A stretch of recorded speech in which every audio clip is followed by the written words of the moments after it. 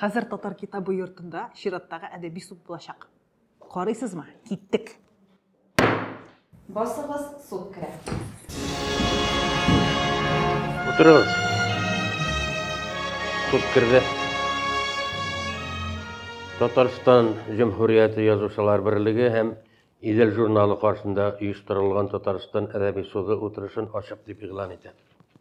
Яңа исем ижад лабораториясы шикаятенә таянып, Гөлинә Фәрхуллинаның Идел журналында басылган нигә ул шундый дип исемләнгән хикәясенә карата Татарстан әдәби суды тарафыннан хөкем эше кузгатылды. Гаепләнүче үзегез белән таныштыру өчен басыгыз зинһар. Якында гына икән, рәхмәт. Утырыгыз.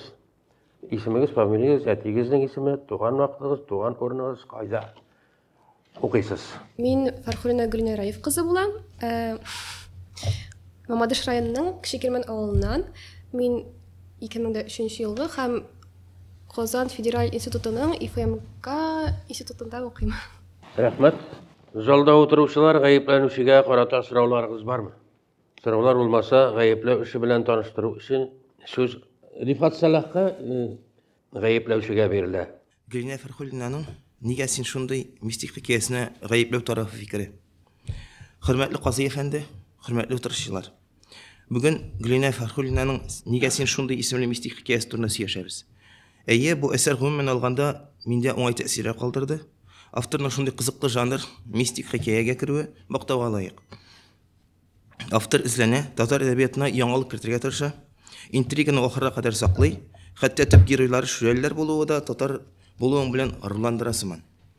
Шулай да әсәр эшләнеп җитмәгән шикелле. Беренчедән, сюжет линияләре өзек-өзек бара. Икенчедән, шүрәлеләрнең әсәргә сәер генә килеп керүе ышандырмый. Бәлки кинәт кенә әсәргә шүрәлеләрне алып кергәнче ниндидер бер агач булса да, кара әле, бу шүрәлегә охшаган бит дип әйтеп куярга кирәк иде. Ягъни ниндидер бер детальләр җитмәде. Шундый детальләр буенча килгәндә, хикәя башындагы диалогның амулетның татарча әйткәндә бүтинең ярдәм итүе дә ышандырмый. Беренче вакыйгада ул коткара, икенче очракта юк. Рушан шүрәл тартып алып киткәннән соң ничек итеп яңадан аның муенына яңадан кайта дигән фикер кала. Камиләнең кинәт үлеме дә ялганмый шикелле. Кайчан үлеп китте соң ул? Ул бит яраланган иде без күргәндә. Әсәрдә Рушан әллә кайдан килеп кайтып төште диелгән. Бәлки Рушанның бер легендасы булгандыр. Мәскәүдән кайттымы ул, Казаннанмы, Чаллыданмы? Бу авылга нинди мөнәсәбәте бар? Әти-әниләре кемнәр, әби-бабайлары кемнәр, аны беләләрме? Ни өчен директорлар күрә торып шундый танылмаган билгесез кешене мәктәпкә алганнар? Тик торганнан гына аны бу мәктәпкә алмыйлар бит. Кем бу егетнең балалар арасына кирип китүен туктата алмады? Кем җаваплы моңа? Монда инде балаларны саклау мәсьәләсе кала. Бу әкиятнең чынбарлыкка әверелүен көткән идем. Ахырдан булган вакыйгаларда ниндидер логик аңлату кирәк иде шикелле. Бу минем фикер әлбәттә. Ахырга кадәр саташулар төшкенә булгандыр, чынбарлыкта башкача булгандыр диясе килде. Бу излексез вакыйгаларга ниндидер логик аңлату ишетәсе килде. Ягъни шан ничек дип әйтик, мистик вакыйгаларга шушы чынбарлыкка кайтарасы килде мистик вакыйгаларны. Ләкин ул булмады шикелле. Кирсенчә мистика ул әкият түгел, чынбарлык бу очракта. Һәм чынбарлыкта ул шүрәлеләр бар дигән нәтиҗәгә килеп калдык. Ягъни чын мәгънәсендә шүрәлеләр бар дигән нәтиҗәгә килдек. Бу инде чын мәгънәсендә мин көткән вакыйга булмады, хикәя булып китмәде, нәкъ менә мистикага кирип киттек. Башка шүрәлеләрне юк итү максатында шүрәленең урманны яндырырга кушулары шулай нонсенс.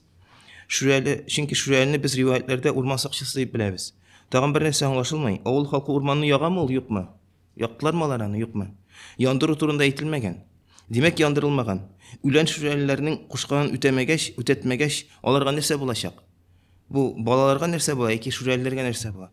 Я авыл халкына нәрсә була? Бу тема ачык калган. Әлбәттә, буларны киләчәктә исәпкә алырга кирәк. Тел мәсьәләсендә камилләшергә кирәк. Мин монда телгә бәйләнәм. Минем синең дус егетең буласы килә дип әйтә. Башта шуйсың дип әйтә, сүздә юк. Аннан соң минем синең дус егетең буласым килә ди. Бик сәер сүз. Я син дусты буласың, я егете буласың. Татарда икенең берсе. Я егете буланың, я дусты. Бездә бит инде беләсез, башка менталитет. Бездә бойфрендлар, girlfriendлар юк. Мөгаен бу инглизчә бойфренд сүзеннән калькадыр. Егет белән кыз булып йөргәндә, минем синең егетең буласым килә дип әйтмиләр инде. Ошыйсың дигәч аңлашыла. Әллә сезгә шулай әйттеләрме? Дус кызың бар. Тагын бер диалог мине ышандырмады. Соңгы теләк, минем яшисем килә. Минем кагыйдәләр буенча яшәргә ризамысың? Менә минем кагыйдәләр буенча дип озын итеп кеше андый вакытта әйтеп тормый инде. Минемчә бер сәер бу, икенчедән соңгы теләк түгел, соңгы теләгең дип әйтергә кирәк иде. Син ясаганда була әйтергән. Әйе. Мин моны урысчага тәрҗемә иткән идем, нәкъ шулай дөрес варианты килеп чыкты да. Последнее желание хочу жить. А ты готов жить по моим правилам? Менә төп төгәл нәкъ менә урысчадан калька булып чыкты. Шуңа күрә татарча булса булайрак яңгырады. Соңгы теләгең яшисем килә. Мин теләгәнчә яшәргә ризамы син дип әйтергә кирәктер мөгаен. Бәлки монда теге кагыйдәләр, нәрсәләр, ул сүзләр артык шикелле. Шулай ук йырткычлар белән үләннәр дигән бүленешендә бик аңлап бетермәдем. Мин дә монда аңладым, аның үлән ашаучылар дип әйтәсе килгәндер. Ләкин Трава дип урыста әйтәләр. Травоядный Калька бу. әйе. Травоядный дигән мәгънәдә инде бу. Аннан соң тагын бер менә җөмлә бар анда шундый, мин аны бик аерып язып куйдым. Киләчәктә мондый җөмләләр булмаса, аны инде редакторлар да карардыр мөгаен. Дөм караңгы урман иченнән ишетелер, ишетелмәс шатлык авазлары ишетелә. Кыскасы, монда артык сүзләр бар. Вакыйгаларның кайчагында тукталып кала кинәт кенә. Әлбәттә, монда ачышлар ул, ничек дип әйтик, әле яңа гына иҗатка килеп кергәндә мин аңлавымча бу аның беренче әсәре. Бу юкмы? Соңгысымы? Соңгысы түгел. Юк, соңгысы булмасын. Әйе. Шуңа күрә чынлап та бу аның беренче әсәрләреннән берсе дип әйтик инде, шуңа кабул иттем. Сюжет композиция буенча өстәмә дәресләр алырга, әдәби китапларны күбрәк укырга кирәк дип уйлыйм. Прозаик өчен иң мөһим әйберләрнең берсе ул да булса тел. Матур итеп сөйләсәгез, сез нәрсә сөйләсәгез дә таңлыйлар. Хөрмәтле казый, югарыдагыларны искә алып, Гөлинәне 3 айлык төзәтү эшләренә җибәрүегезне. Әдәбиятыбызга зыян китерә торган кимчелекләрне төзәткәннән соң, татар газета журналларына иреккә чыгаруыгызны сорыйм. Рәхмәт. Рәхмәт. Нускай. Инде хәзер сиңадыр инде. Сүз яклаучы Галимҗан Гыйлманга. Рәхмәт. Мөхтәрәм җәмәгать, мөхтәрәм казый, чынлап та бик җитди сүзләр әйтелде, гаепләүче тарафыннан бик искин сүзләр әйтелде. Ләкин мин бу очракта гаепләнүченең яшь булуын, әле әдәбиятка кирип кенә баруын, әле беренче әсәрләрен генә иҗат итүен мин басылу турында әйтәлмим, чөнки мин беренче мәртәбә танышам. Шулай ук гаепләүче кебек үк беренче күрәм һәм беренче мәртәбә беренче укыйм. Шуңа күрә иң беренче соравым булды үзенә, тагын әсәрләрең бармы дигән. Һәм ул бар диде. Димәк, ул безнең кызыбыз Гөлинә иҗатка килгән, бик җитди карый күрәсең, чөнки бик актив яза соңгы вакытта дип әйттеләр инде. Шулай да әле мин беренче мәртәбә танышам һәм гадәттә мин алдарак танышып, менә Гөлинә кебек яшьләрне алдан күребрәк, ялүкигә барган очракта ничектер сөйләшеп утырулар була иде. Әлбәттә, шундыйрак очрак булса, әйтәсе сүзләрне алда ук әйтеп булыр иде. Ләкин бу очрак шундый очрак, мин якларга тиеш, яки инде ниндидер үземнең киңәшләрен әйтергә тиеш кушылып, гаепләүчегә. Бу минем статус. Шуңа күрә мин инде якларга алындым. Һәм башта ук әйтеп куям, гаепләнүченең бүгенге хәлен, халәтен һәм аның бүгенге статусын, әле ул яңа әдәбиятка кирип баручы кеше буларак, аз гына һәм күп кенә хәтта искә алырга кирәк дип саныйм. Иң элек жанр мәсьәләсе. Әйтеп куясым килә, гаепләүченең 0 дигән һәм 1 дигән, 2 дигәннәргә риза түгел. Чөнки әдәби әсәрләр укыганлыгы һәм аларның төзелеше ягына караганда да, образлар үстерелеше ягына караганда да, башка яклап та менә шушы әдәби кануннарның шактыйын ул төшенгән дип саныйм мин. Әйтик менә жанр мәсьәләсе. Мистик хикәя. Минемчә жанр туры килә мистик хикәягә. Чөнки монда кеше белән шүрәлеләр арасындагы әверелеш, метаморфозалар әйбит, менә шушы образларның алмашынып торуы, кеше рәвешенә кирип, шүрәленең үзенең менә шул явызлыгына дип әйтәсе килә инде бу очракта, шушы явыз ниятенә ирешергә теләүе. Һәм ул фаҗигаларга, драмаларга алып килүе бу хәлнең. Үзенә күрә мистика, чынлап та бу очракта бит кеше шүрәле. Ул инде бу метафизика түгел. Менә минем үземнең метафизика белән баралар инде, алмастарда, башка да. Ул шандыра. Ләкин без белеп торабыз, мистика хикәя икән, димәк ул мистика. Ул аңа ышанмаска мөмкин, ләкин ул сиңа тәэсир итәргә мөмкин. Менә бу очракта тәэсир итү чарасын карарга кирәк.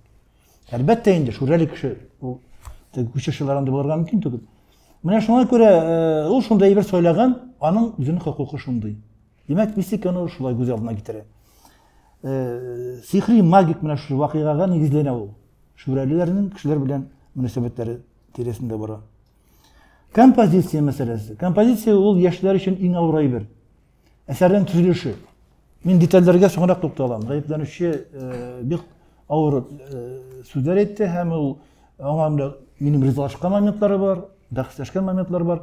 Ләкин әлегә менә шушы кануни әйберләр турында сүз бара. Жанр менә композиция. Композицияда шулай ук ул шактый түгел күз алды композицияны. Әйтик, һәрбер композицияда бит инде әсәр гомумән төзелә, ул каршылык нигезендә төзелә. Мәсәлән, ул аны конфликт дип әйтәбез инде. Хәзер без аны әйтәбез. Ниндидер бер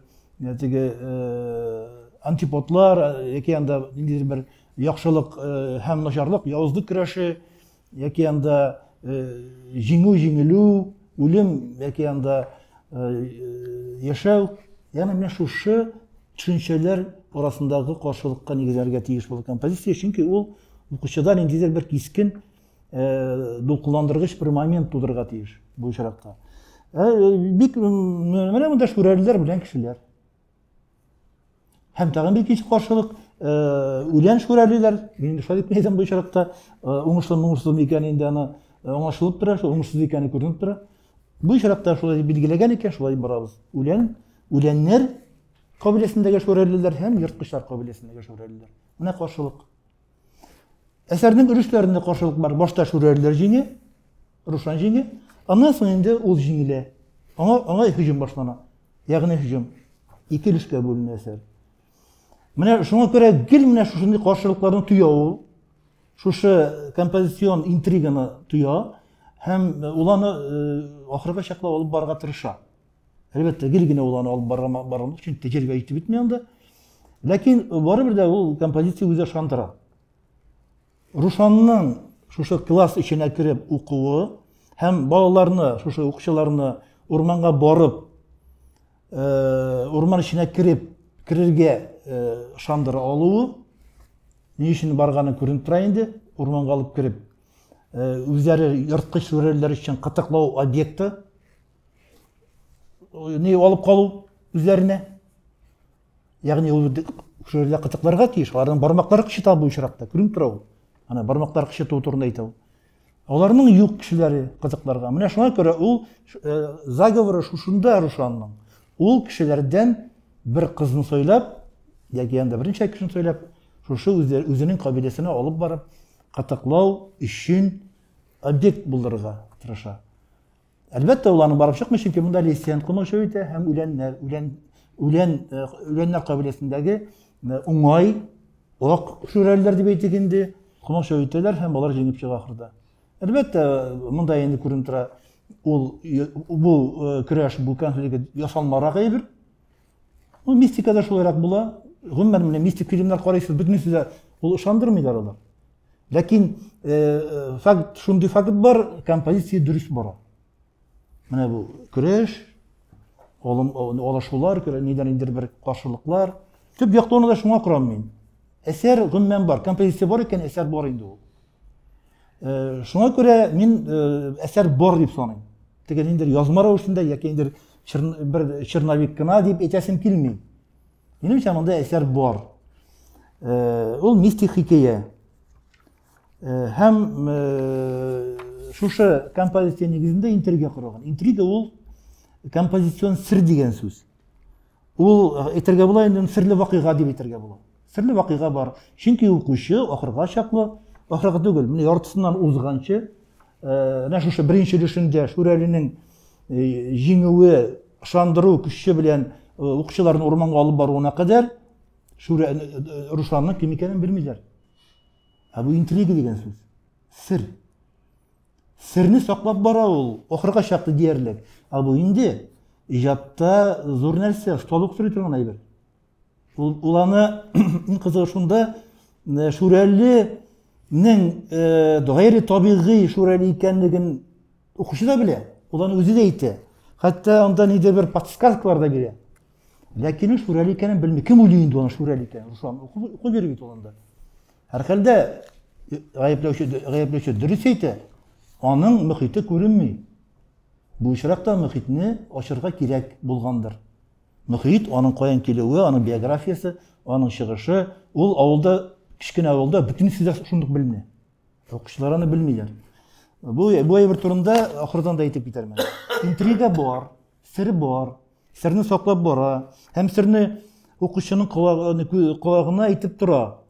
Укучыны кискен. Бу бит гадәти Рушан түгел, бу бит барыбер кемдер ул дип бара укучы. Бу бик кызык әйбер, мин үзем шулай кырак яратам әсәрләрне. Мәсәлән, 9-нчы класс укучысына хас булмаган озын буй, киң күкрәк. Инде хас булмаган. Киттек, Рушанның карашы аны гипнозлаган кебек булды. Шунда укучы сискәнә. Аңа, демәк, Рушанга якын килгән саен, Ләйсәннең йөрәге дүп-дүп тибә башлый. Энергетик, бөтенләй башка әйбер, ул рух чөнки, шүрәле рух, урман рухы. Рушан мондый сорауны көтмәгән тагын берсе бар. Ул караш, ягъни Рушанның карашы, җәнлек ауда үзенә корбан тапкан, Рушанның карашы ауда үзенә корбан тапкан җәнлек карашын хәтерләтә. Ахыр чиктә аны әйтеп битерә яза ул. Ахырга табан инде. Инде әйтеп битерде, ләкин барыбер шундый. Ни өчен Рушан турында алай дип? Укучы шул кадәр бирге нәрсә булыр дип укый башлый. Мин үзем укыдым аны, чынлап та мин интрига бар дип саныйм. Һәм кем булыр икән бу Рушан дип укыдым. Чөнки мин белеп торам, монда ниндидер бер ниләр бар, алдаткычлар бар. Тагын бер бар. Мистик әсәрдә һәрвакыт бер символ була. Символ була. Бер ниндидер бер деталь була. Ну, ул әлбәттә шушы асылма дип әйтәсең, ул инде муенсадыр инде, ул ниндидер бер амулеттер инде ул бит. Аны асылма ай дип әйтү сәер әлбәттә, анда дөрес әйтә гаепләүче. Ай рәвешендәге бер ни инде ул, муенса дип әйтеп башак, да. Муенса. Шуша әйбер белән уйнарга кирәк. Чөнки син аны башта ук игълан итеп куйдың. Башта ук. Аның мәгънәсе бик зур булырга тиеш иде. Бер урында гына әйтеп кителә анда, Рушан мәхәббәт аңлаша башлагач, икенче көнне, чөнки анда мәхәббәт өч көнгә килеп чыга бит. Камилә, Ләйсән һәм Рушан. Ләкин Камилә белән Рушан арасында аңлашу күбрәк, Ләйсән, ләкин Рушан Ләйсәнне дә тартмакчы була үзенә. Ул бит явыз рух ахыр чиктә. Моның да үзенә кармагына эләктермәкче була. Менә шунда Ләйсән кутылып кала. Ул китә, аерылып китә. Һәм күкрәгендәге шушы айлы муенсаны кулы белән капшап куя.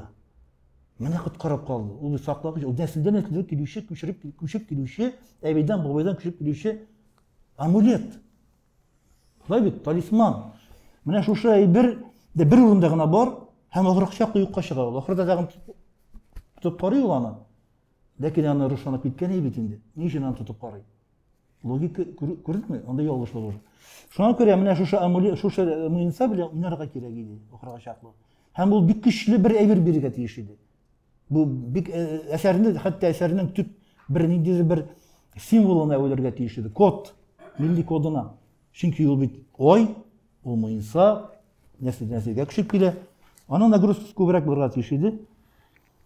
Ну, вакыйга үстерелеше, килсәк, интрига турында әйттем, вакыйга үстерелеше. Вакыйга үстерелеше, әлбәттә, инде ул урманга барудан башлана. Урманга шандырып алып бара, классына алып бара. Һәм алар Рушан тәкъдиме белән парлап урманга кирип, кайсы пар иң батыры дигән конкурста җиңеп чыгыра тиеш. Кем? Сынау башлана. Әлбәттә, ул инде алдаткыч бер хәйлә. Аны белмиләр инде, алар кирип китәләр. Һәм Камилә әлбәттә инде үзенең симпатиясе булган, хисләре ташып торган Рушан белән кирип китә. Һәм шуның белән харап та була инде ул. Монда мин шунда әйтмәкче булам, Камиләнең үлеме һәм бик начар үлеме, анда мәскәрәләр турында сүз бар анда. Бу очракта минемчә акламый кебек тоела, мин монда яклаучы буларак та әйтәм. Чөнки җиңелрәк кирәк иде ул моментны, мин хәтта исән дә калдырыр идем. Чөнки монда безнең төп максат Рушанны фашлау. Һәм аны фашлыйлар да. Аның менә шушы маньяк дәрәҗәсендәге йырткычларча кешене үтерүе, бик сәйер тойыла. Чөнки үзенең алдан килүче логик менә шушы характер үстерелеш ягынан караганда ул аңа барырга да тиеш түгел иде. Шуңа күрә бу чиракта һәм үзе әйтә, максатын әйтә, башка шүрәлеләргә рушанда әйтә, безнең максат менә шу кытыклау өчен кешеләр юнәтү, табу, булдыру. Һәм үлем турында гомумән сүз юк. Ничектер аны үтерә. Һәм үтәгән картина сүзе юк, ләкин үлеп яткан Камилә бар. Һәм ул бераз күңелдә бик авыр тәэсир калдыра. Чөнки Рушанга шул кадәр, әлбәттә, ул бәлки авторның уңышыдыр. Рушанга хәтта симпатия уяна бит башта.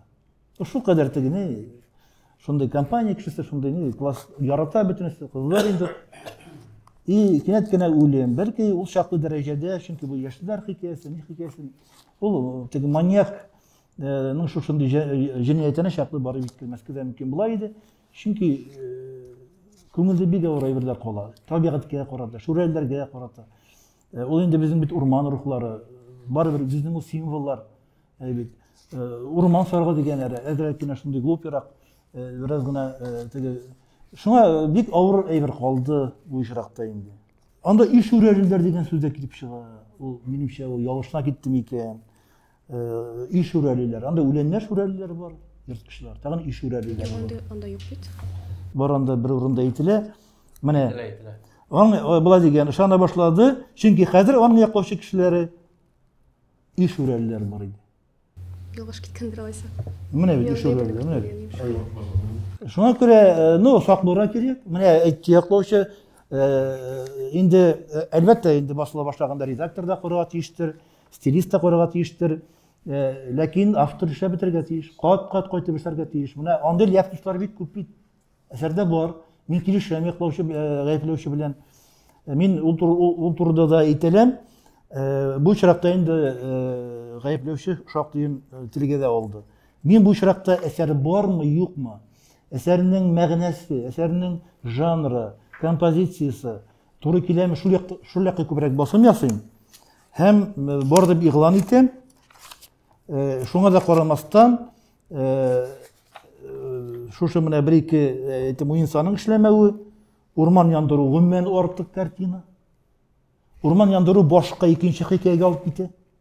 Чөнки ул инде башка трагедия, башка фаҗига. Унда урман яндыру гомумән логикага туры килмей, гаепләүче дөрес әйтә, чөнки урман яндыру үзен яндыру инде ул. Менә шул, ул инде үзең утырган, кем әйтмешләй, ботакка чабу инде. Менә шуңа күрә әзрәк кенә ясалмарак моментлар бар әлбәттә. Теге Ләйсән фашистның өчен генә шүрәлене аны ялгыз калдырулар әйтик. Ул шулай инде күренеп тора, монда махсус эшләнгән кебек килеп чыга. Чөнки әлбәттә табигый да эшләнергә мөмкин, ләкин укучы аны уйлый. Укучыга кирәкме очраклы әйберләр.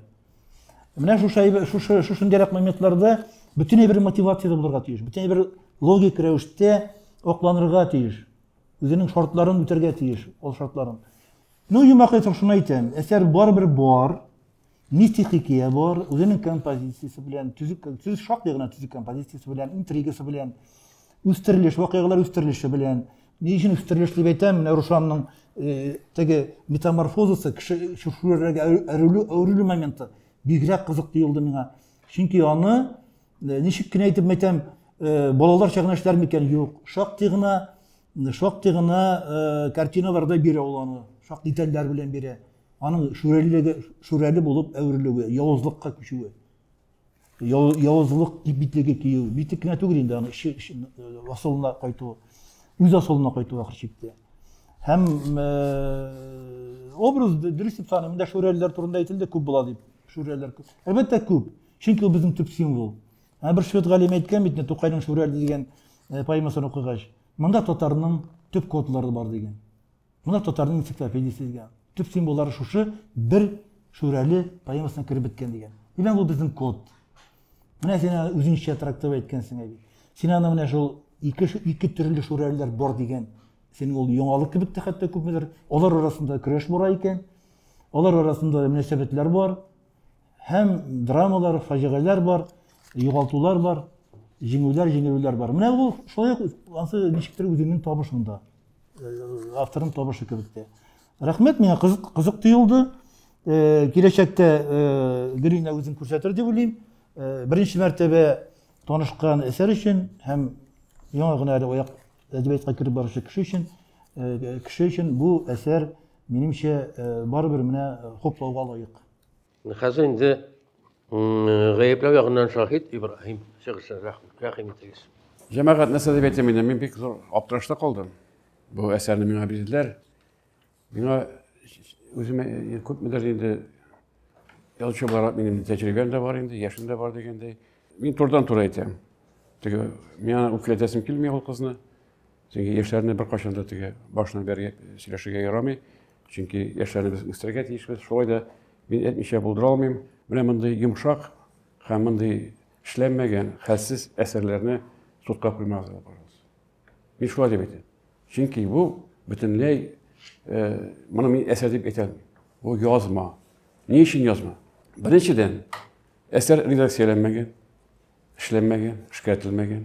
О кайда булса басылдымы, юкмы, сорагым бар. Басылды. Басылды. Моны баскан кешеләрне мин әйтер идем, бик зур хата җибәргәннәр дип.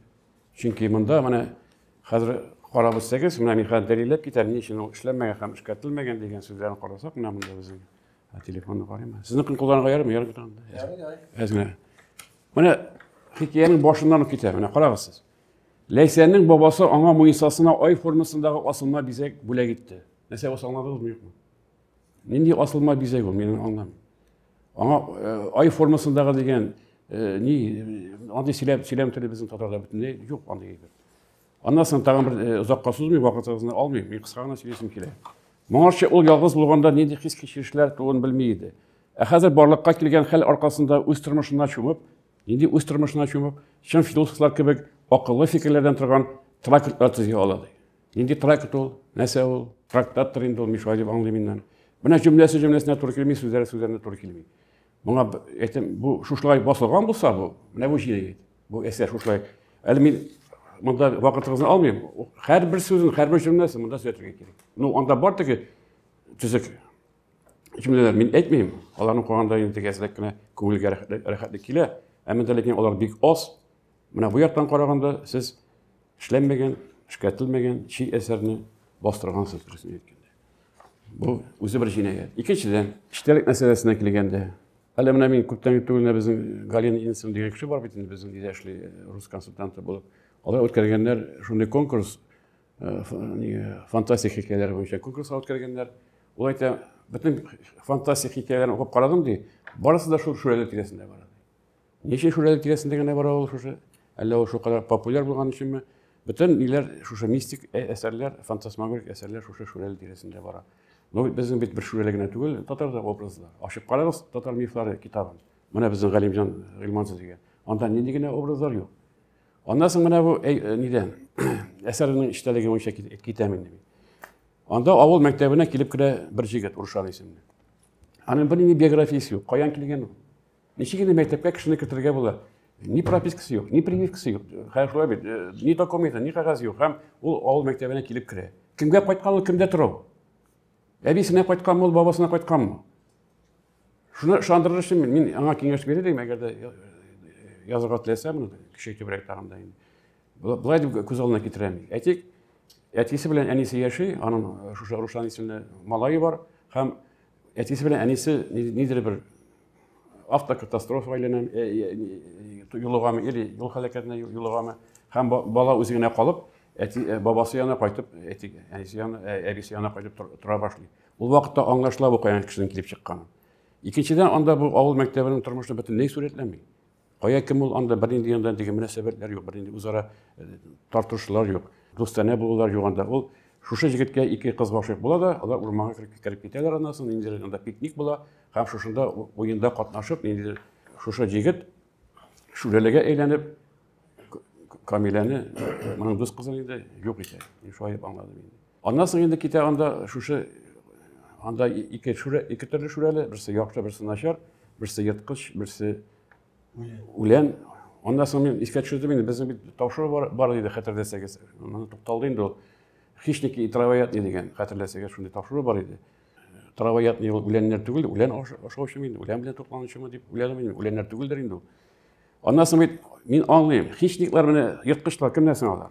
Анда бит инде арыслан, аю, бүре һәм башкалар.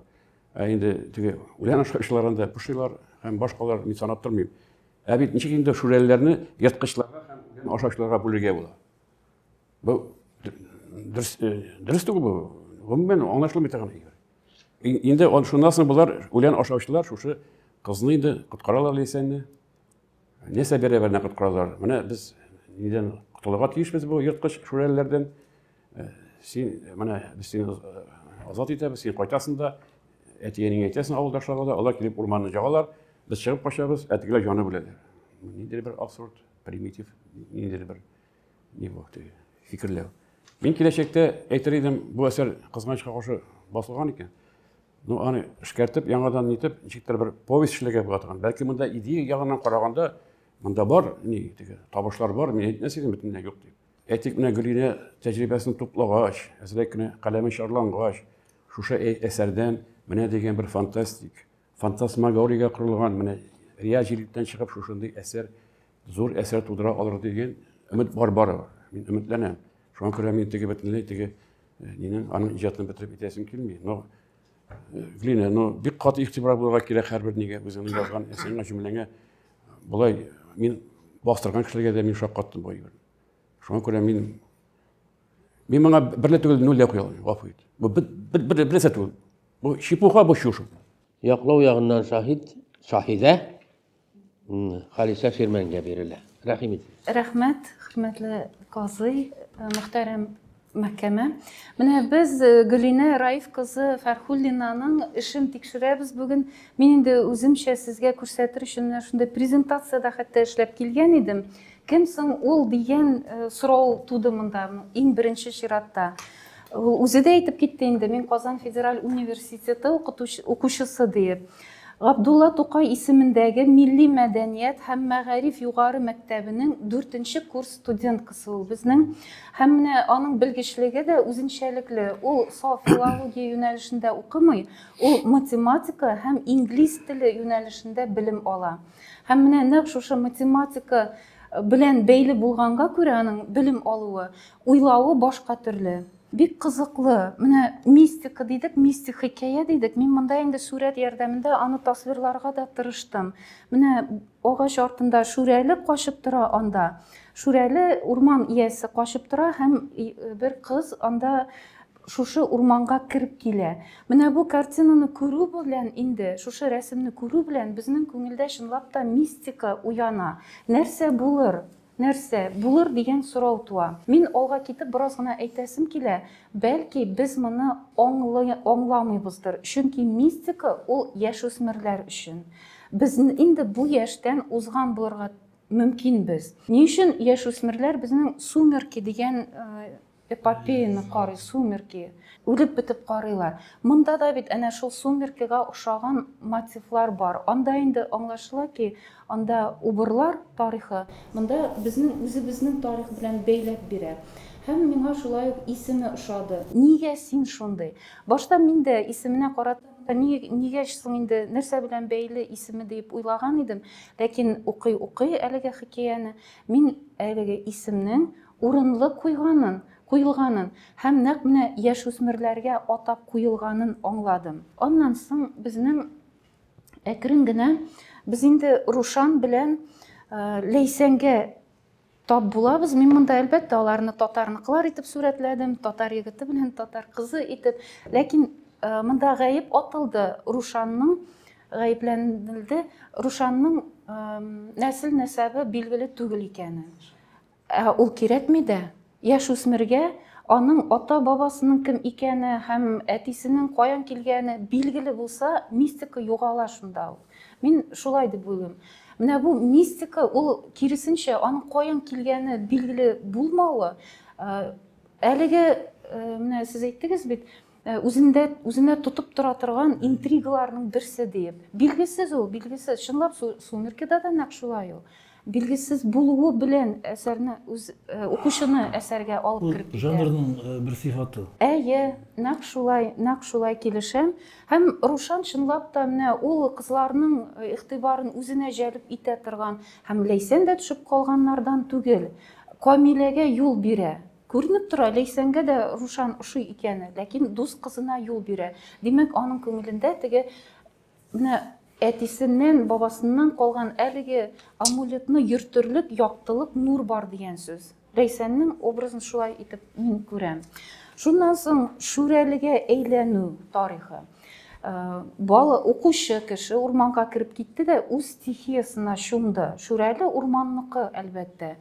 Балалар, укучылар, алар урманныкылар түгел, алар куркырга тиешләр.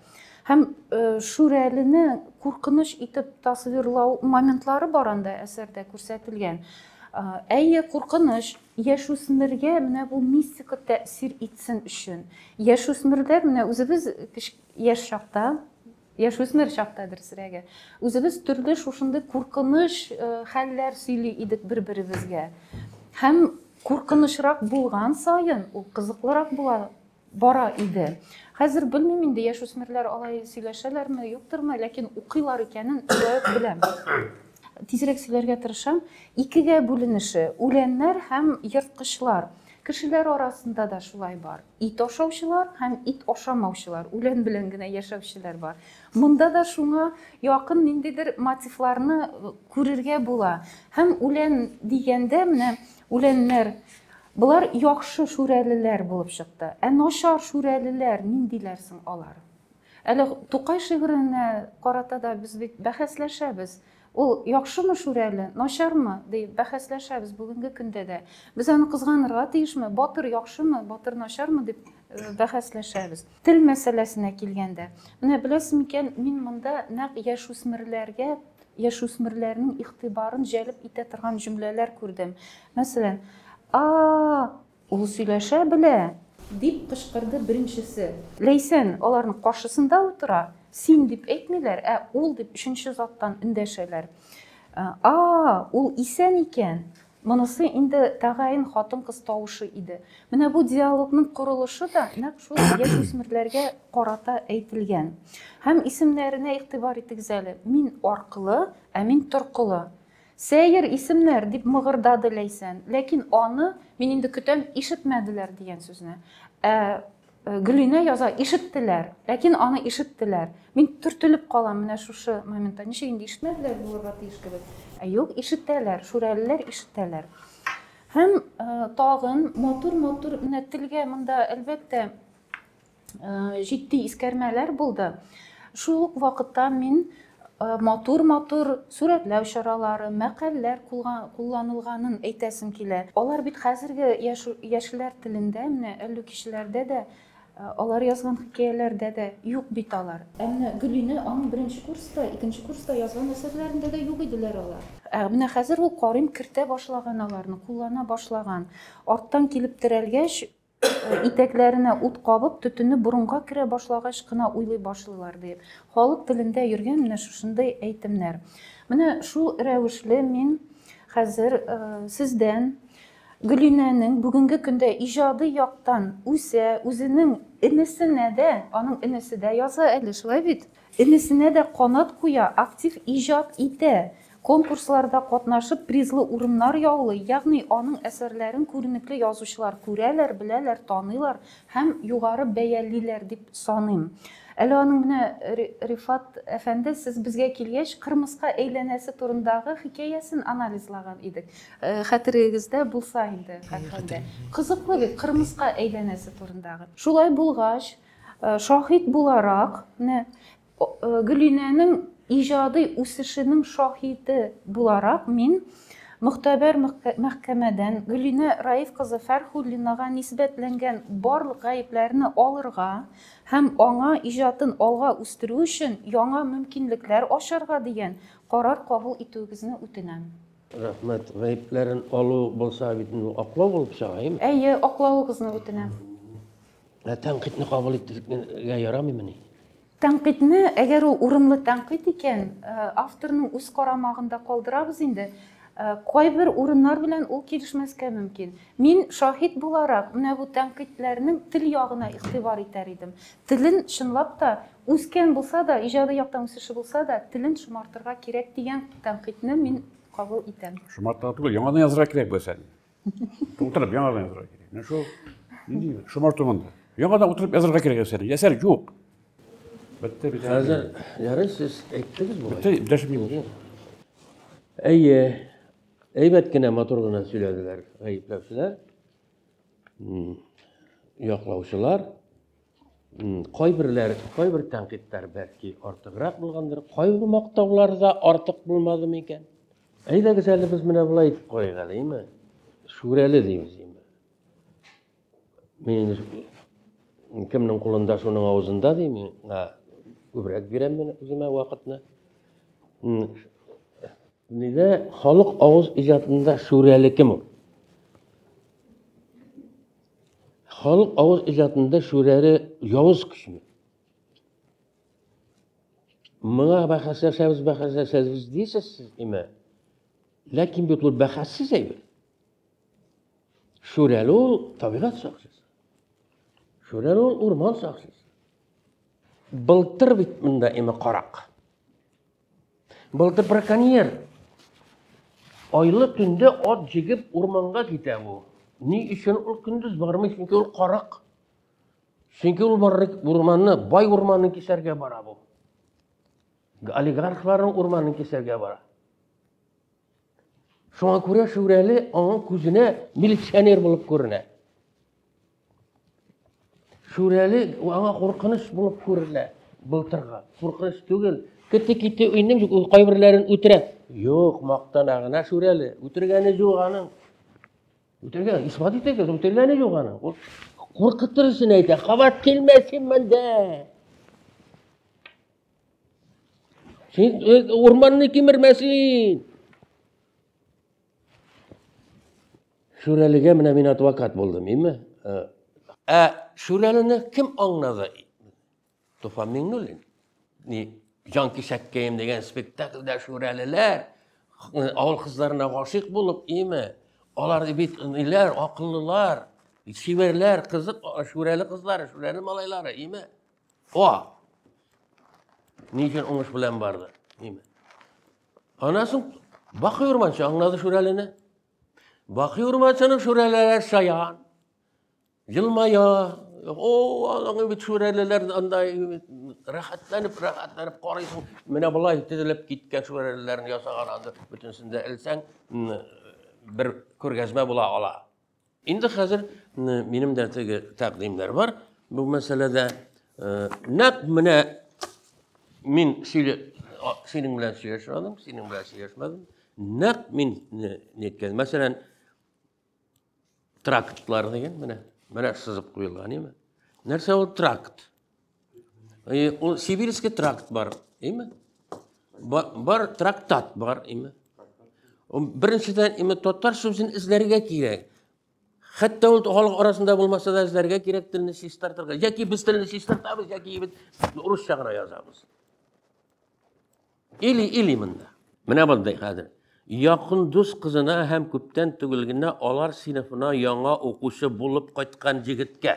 Яңа укучы булып кайткан җегеткә. Менә бу татарча түгел бит җегетләр. Яңа укучы булып кайткан. Яңа укучы килгән. Кайткан да түгел, каян кайткан ул? Килгән ул.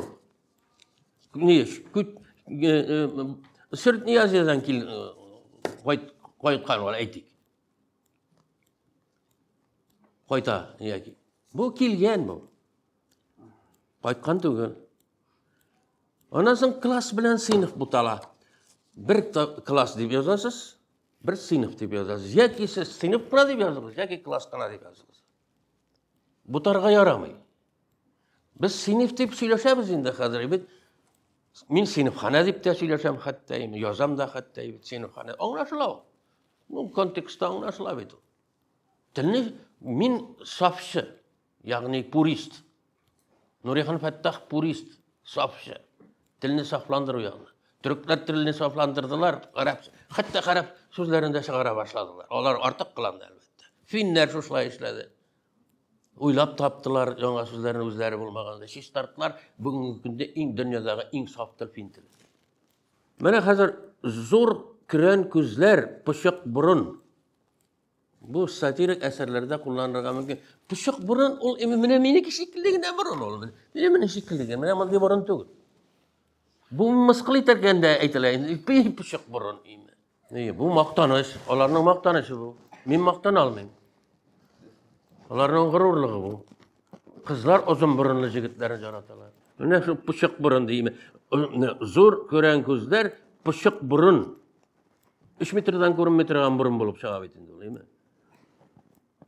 Ana bir mertebe malay, mene şehir malayına uzakkına deydi. Jigit deyip atadık deginde, mi? Ona kızıktık biz, mağdur, muhabbet, pışık burunlu, değil mi? Münhakligine pışık burunlu, aşık bulduk biz ona, mi? Ondan sonra malay deybiz.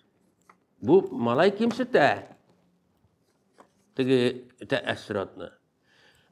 Yo'g'isa mene hazır nindidir qo'rqinish hal bo'lirga mumkin. Bo'luvi bor tugilmikan? Bo'luvi. Qo'rqinish hal bo'luvi bor. Qo'rqinish hal kelib chiquvi bor. Mumkin bu tushlik deb o'ylayman men. Adabiy literatur shuni deylarmi? Adabiy tushlik deb ataladi. Kinat yigitning qarashi jilindi, erinlari jilmaydi. Jilmaydigina betindi. Jilmaydi. Tessiz ağzını ko'rsatib, batınla jilmaydi. Ana şulay bo'lirga mumkin. Erinlari jilmaydi tugul, jilmaydigina ayting. Belki ish ko'ra olmawdagina da tuguldir. Ko'ra olu imi slepoy degan so'z ko'ra olmas, imi. Men seni ko'ra olmayman degan ninabiy degan so'z. Mana buni hozir bo'tiymiz biz bunday. Ish ko'ra olmawdagina tugul, ko'rmawdagina tugul degan şekilde. Buni soq kullanırga kerak bu so'zni. Nefret degan so'z bor, ko'ra olmaw degan so'z. Belki shuni kullanırga kerakdir. Belki ish nefretdagina tuguldir. Ulardan qo'rqadi, imi? Belki zo'r ko'zindan qo'rqib bo'lamikan. Belki qarashidan qo'rqatirman. Arkayının qarashi qo'rqinish. Iya. Ko'zidan to qarashidan qo'rqalar. Amma ul anni ko'rmasga tirishdi. Nechuk ko'rmasga tirishi bo'lirga mumkin? Ko'rmagina bo'ladi. Ul anni ko'rmasga tirishdi. Ama qaramadi. Qararga tilemedi. Bir o'tizlab odam shapqandan so'ng ortqa burildi. Ortidan bir kimde barmaganin ko'rgach, bir kimde kelmaganin ko'rgach bitirgitlar. Mana men juguram, imi? Men burilib qarayda, kelmaymikan meni martdan. Boramikan meni martdan demaymiz biz. Ha? Barmaganin ko'rgach. Mana sonra ortiq tovush chiqara. Tovush chiqarib jirmaydi. Mi? Alla tovushini kuchaytirib сөйләштimi? İkincisi. Ha? İkincisi. Sonra artık tovush chiqara. Tovushini kuchaytdimi? Allaybi g'ovg'a qo'ptardimi? Qo'ysa. Qo'ysiz. İkincisi. Qovga qo'ptardimi? Shulay deb yoz. Ravshan motor etib yilmaydi. Ajamsiz etib yilmayib bo'lamikan. Yilmaydigina.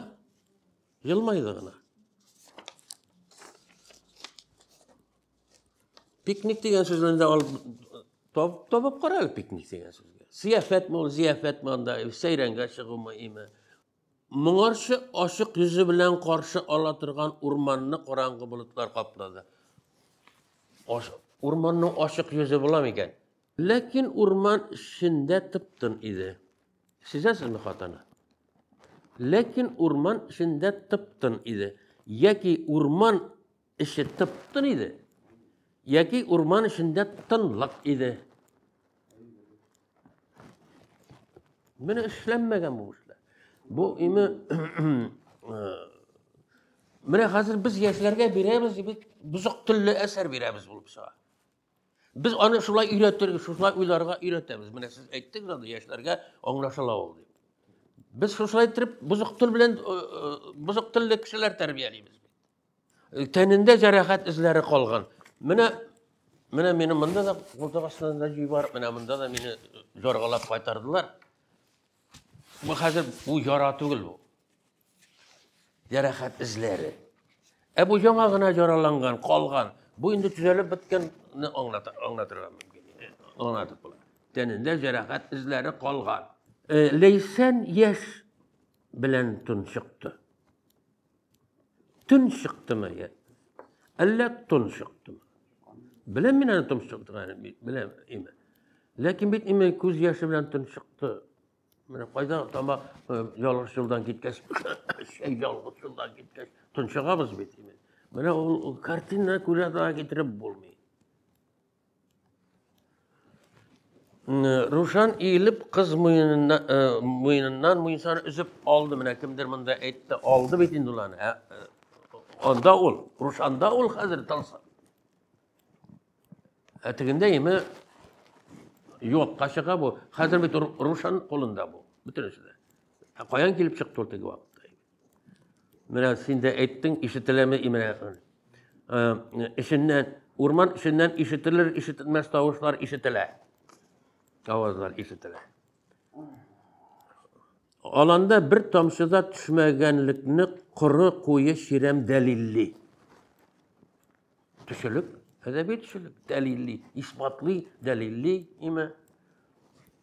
Ana yağmur yağmadı deyip kine etirge bulabettin de tamşı tammadı deyip kine etirge bulabettin. Delilli, delilli, bu düşülük bu, düşülük. Hadi yürek yazarga gerek, hatta evet mistiki bolsa da. Asılmalı bizek hazır şul kızda. Dey. Aldı bedindiler. Elle жаңадан olanı kaytarıp verdi mi? Asılmalı bizek hazır şul kızda.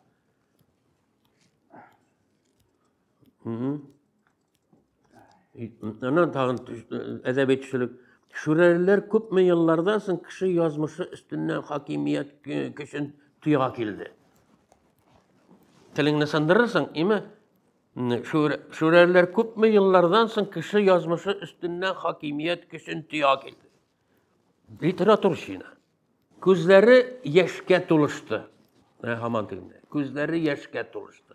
Gözlerine yaş geldi. Gözlerine müldiremet oldu. Gözleri köngülü tuldu. Müldiremet oldu. Göz aldına getirip bulmayı.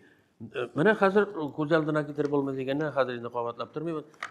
Hikmet eserde. Edebi eser yazışı evrilirge teyiş. Bana Afganistina ağaçka evrildi. Biri vaplatılsın. Yaki uğurlu karşı psiye evrildi. Hazır mene sen hazır bütün dünyanı unutup mene nindidir bir somnambul halatda kelipdi. İjatka berilip sen göz aldına getirirge teyiş, onu gözüne getirirge teyiş, neşik kiyingen, qayda kiyingen, neşik bütün nerseni sen bilirge teyiş. Mene bu evriliş var atalayım. Evriliş bulmagan eser kişini sandırmayın. Çünkü uzun oşa sen ışanıp ütkergendegi nerede. Tolstoy özünün personajlarını söyleş ortından yazıp sürüyor. Şundi itip uylay da tigilerini işite başlıyor. Nişik cevap bergenlerini işite başlıyor da tigilerini ortından gına yazıp bara. Mene sen avaynayım ya. Çünkü Tolstoy evrilip yazar. Көріп яза, біліп яза. Бигерек тарихи eserlerge. Mesela bir tarih yazıcılar tiki dünyaya barıp düşmeyin. Bu dünyadan qarab tarih yaza. Min tırışam tiki dünyaya barıp tırışıp şundan reportaj verirge tırışam. Ayda, rahmet ediniz. Gülina. Ең біріншіден har yazушыға рахмет етесім келе. Чөнки неге мен монда келдім? Менің har bir yazушыдан менің шушы әсәр бойынша сіздің фикіріңізді ишетәсе килгәне һәм әлбәттә мен бу әсәрнең кимчелекләре бар икәнен белә идем. Һәм күп икәнен беләм, чөнки бу әсәр ашыгып язылды. Һәр тәнкыйтькә аерым тукталып, тиз генә әйтеп чыгасы килә иде. Беренче булып Хәбир абый әйтте һәм аның әлбәттә тәнкыйтьче буларак, гаепләүче буларак, аның тәнкыйте күбрәк булды, ләкин минемчә ничектер тиз булды бугай бу. Бәлки сез әзерләмәгәнгә күрә, гаепләүче буларак әзерләмәгәнгә күрә дим инде. Сез шаһид буларак кына әзерләнгәнегездер. Шуңа күрә минемчә тиз булды, ләкин сез каты сүзләр әйткәнегезгә карамастан, мин сезнең тәнкыйтегезне аңладым, күбесен. Ләкин ничек язма икәнен аңламадым. Мин ул тәнкыйтьне кабул итәм инде. Һәм Ләйсәнең әтинисе авиакатастрофага эләгеп дигәнне мин аңлап бетермәдем, чөнки Ләйсәнең әтинис турында мәгълүмат юк, ләкин аларында бар. Һәм мәсәлән, без инде үзебезнең әби балаларыбыз белән аерым вакытны үткәрә алабыз. Һәм Ләйсән бабасының белән бергә урамда йөргәндә ул аңа аны бүләк итә. Асылмалы бисәк дип инде. Алга таба Галишин абыйды. Һәм ул дагы шушы эштә язганга күрә, мин күбрәк тәнкыйтьне көткәнем, ләкин монда яклау булды. Һәм сезнең киңәшләрегез миңа ошады, мин берсен бардым, рәхмәт. Аннан соң Рифат абый, сез мин үземдә күрмәгән кимчелекләрне әйттегез һәм шуңа рәхмәт. Һәм үземнең телемне мин чыннан бик яхшы дип әйтмим, чөнки минем мөхитем монда укырга кергәннән соң минем мөхитем татарча гына түгел, хәзер русча, татарча да һәм инглизчә дә. Шуңа күрә ул чиктер үзгәрә башлады шикелле, ләкин мин төзәтәчәкмен. Алла бирсә. Һәм шушы хикәя ничек барлыкка килде, шунысын сөйлисе килгән инде. Бу хикәя минем сессиядан соң идея килде шушы хикәя язарга. Һәм аны сессиядан соң әле бабай да үлде, шуннан соң мин ничектер шундай негатив фикерләргә бирелеп, шундай идея барлыкка килде. Һәм шүрәләрнең начар итеп сүрәтләү турында әйтәсе килгән инде. Дөресен әйткәндә, мин аларны начар дип сүрәтлисе килмәгән иде, чөнки әсәрдә андый сүз юк. Бу күбрәк ситуация карый. Рушан монда шүрәләрнең башлыгы. Һәм элеккедән башлап кешеләр күп итеп урманнарны кисә башлагач, Рушаның алдында шундай максат булырга тиеш, ул үзенең халкын саклап калырга тиеш иде. Һәм аларның кеше запасы әз булганга күрә, алар ничектер исән калырга тиеш иде дип әйтәсем килә. Һәм шулай үзенең халкын исән калдыру өчен ул шундай авантюра, үзенә кара бер кеше үтерүгә кадәр димсең инде. Кешеләрне урлау димсең, шуңа кадәр җиткән дим инде. Һәм мен чыннан да үземдә камиләне үтерәсе килмәгән, ләкин шулай эшләсәм, күпкә мантыйклырак булыр иде димсең. Адресат алай юк иде. Язасы килде һәм язды. Һәм әлбәттә бу мистика, һәм мистика булгач шүрәләрнең чынбарлыкта юк икәнен һәр кеше аңлый. Шуңа күрә бәлки бу әсәрдә мистикадан башка бәлки бүтән мәгънәләр дә бардыр. Мәсәлән, Ләйсәннең урман эченә кереп китеп, үзе дә чыга алмас иде дип уйлыйм. Аңа менә үләннәр булышты, аңа дуслары булышты, әтиләре булышты. Менә бу мин шуны күрсәтәсе килгән идем. Әгәр дигән кеше кара урманга кереп китә икән, аның кырында гел кырында янында кеше булырга тиеш. Әгәр дигән кеше булмый икән, ул шушы кара урманнан чыгыр өчен кайдан көч таба алыр иде микән? Намысы да миңа кызыклы тема. Шулай, шуның белән рәхмәт сезгә килгәнегез өчен, вакыт тапып һәм фикерләрегезне әйткән өчен. Мин барлык тәнкыйтьне, барлык тәнкыйтьне дә кабул итәм һәм алга таба үсермен дип уйлыйм. Инде хәзер менә әлеге карар шикаятка бирелгән очракта 10 тәүлек дәвамында кире алынырга тиеш, әле без карар бирмәдек. Китап итеп чыгарганда моны ныклап эшләргә кирәк. Хикәя бар, аның йоткысы бар, сюжеты бар, темасы бар, bütün компонентлары бар, телне нык эшләргә кирәк. Нык эшләргә кирәк, җәмәгать, чөнки без картаеп беттек инде. Без дә әле телне беләбез микән әле Хисамәтләр белән чагыштырганда. Nuriha Fattahlar bilan şahsında bilamiz mikan hali? Hozir bet endi nima aytmoqchi, biz endi oqsoqollar. Endi bizdan da tuban til bilan yozmaymiz. Kitob ko'p o'qirga kerak. Shul sizga o'ngishlar, rahmat. Yoqmoqchi bir so'z aytalarmi? Ayta. Mana bizning kitob nashriyatida jiyindiqlar chiqib turadi yil sayin. Mana agar qo'batdan shunday bir motorni variant ishlar ekan, shunda urinishtirgan bo'ladi bu asarni. Tag'in qarab, redaktor tag'in qarab ko'z yurtib chiqib, mana biz vaqtda aytalar bir şey. Rahmat. Intihar olsamizmi? Ha.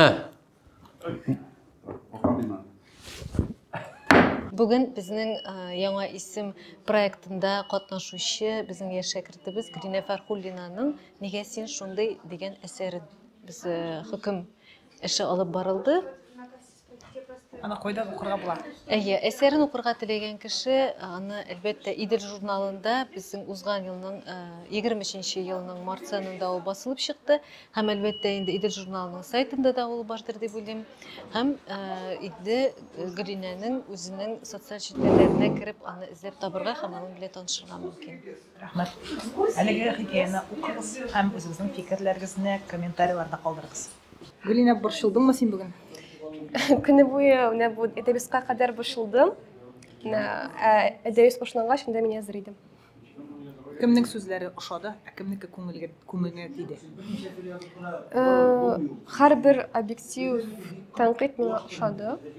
Көңілге тигенлер болмады, çünkü әйтем, әзір едім.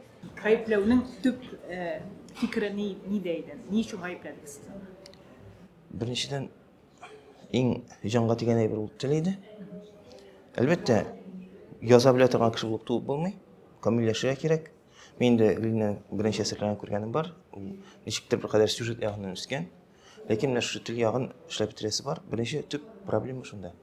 Әлбәттә, сюжетта да шандырмай тұрған орындар бар шекелі. Мен де бәлки осалырақ та айта тұрғанмын да, бәлки кімдерді аңлай тұрғандырған фикірін. Ләкин мына біріншіден шул сюжеттағы нендер бір кемшіліктер, шыққытыршылар бар шекелі. Һәм екіншіден аның тілін камилләштірге керек. Чөнки яңадан бір өзің бір қат қышқырып оқып шықсаң да маған ол қай бір қатар қалмаса, чөнки ол өзі де әйтә, мен аны ашығып, тезірек біздің ішін текшерге деп берген. Шуңа күрә андай вакытта өзінің хаталары да қалу бик табигый инде. Һәм бәлки аны бір-екі айдан соң отырып яңадан қарап алса, ол әсәрен ол икенче төрөп күрер иде, һәм бәлки театрда иде. Yoqlauның төп фикері нендейді? Не үшін бұл әсәрні оқырға бола? Һәм әсәрме бұл? Bir sözsüz bu eser, mistik hikaye, janrga to'g'ri keladi. Kompozitsiyasi, intrigasi ham voqealari bor, obrazlari bor. Ne uchun buni o'qirga kerak bu eserni? Birinchidan kerak, ham albatta endi ol nindidir bir yangi variantında mana bugungi fikrlarini aytib, esga olib, yangidan ishlangan bir yangi variantında bosilgan bu hikoyani yoshlarga taqdim etishga bo'ladi. Bigrak yoshlarga. Çünkü şunapta söz barışında açıklandı. Onun fikirlevi, Gülina'nın fikirlevinde yaşlarca fikirlevi var. Leksikon var yaşlarca. Tel, stil, onun yaşlarca. Şuna göre ülkenlere kişilerin anlatıp bitirmezken mümkünler. Okuşular. Yaşlar için kübrek. Birinciden bunda milli simbol var. Milli simboluna uzunca bergeneyi, onun nişikleri başkaçarak, uzunçarak. Demek avtorның özünün fikri var. Mana bu özümüzün hatta milli simbollara qaratadi. Elbette bu yaqlaplar indir kengişler buldu. Lakin şuraliyin ol bari bizning o tüp kod. Bizim milli kod ol bizning türlü madeni mirasımızın bir simbolu, bir güçlü simbolu. Bizga güç beruvchi.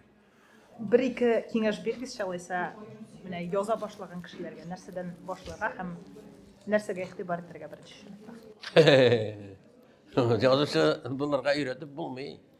Yazıcılıkka öğretip bulmay, bir koydada öğretip bulmay. Ol kitap okurga tegiş eng birinchi. Tilga e'tibor etarga tegiş. Kitapning da turlisi bo'ladi bitali. Mana Ruscha yozilgan kitaplar var, Tatar cümleleri bilan Ruscha yozilgan kitaplar var.